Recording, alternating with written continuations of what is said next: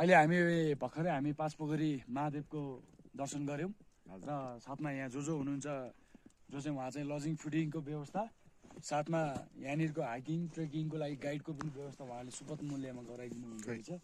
उहाँसँगै यहाँको विशेषताको बारेमा अलिकति बुझाउनुहोस् है त, के रहेछ त यहाँको वास्तविकता, यहाँनिरको अस्तित्व, यहाँनिरको किंवदन्ती, यहाँनिरको प्राचीन कालबाट चाहिँ के चलेको रहेछ, अलिकति कहानी बताइदिनु। हाम्रो जुजु बाजा पहिला सिकाएर खेल्दा आउँदाखेरि यता भगवानको पार्वती हो नि, पार्वतीको जहान यहीँ यो धान रोप्दै थियो अरे।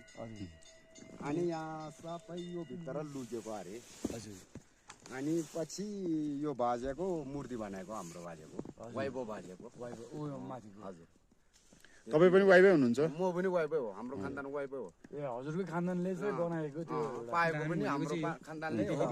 अब दर्शक श्रोता महानुभावहरूलाई चाहिँ म देखाउन चाहन्छु जहाँ चाहिँ पार्वती लगायत गणेशजी, कार्तिकेय, उहाँको नन्दी भिरङ्गी, शिवजीको नन्दी भिरङ्गी सबैजनाले चाहिँ यहाँनिर चाहिँ धान रोप्ने गर्नुहुन्थ्यो रे हिजोको दिनमा।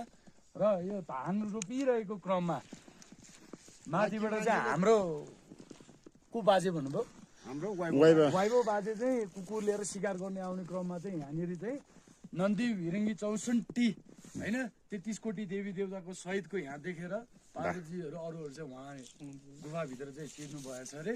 धान रोपाइ यहाँनिर चाहिँ अब मृगहरू चाहिँ कति तल भागे होला, अब त्यही अब नन्दी भिरङ्गीहरू।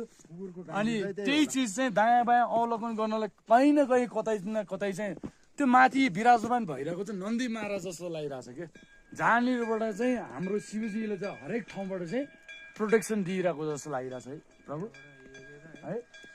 त्यहाँबाट माथिबाट हेरेर चाहिँ कोही आउँदैछ भने यहाँ सचेत गराउनको लागि चाहिँ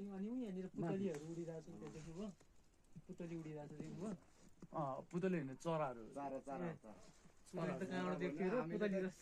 ठुलो आउँछ त तल। त्यो चरा त के चरा हो नि, डाँफेहरू डाँफेहरू ठुलो चिल चाहिँ हो।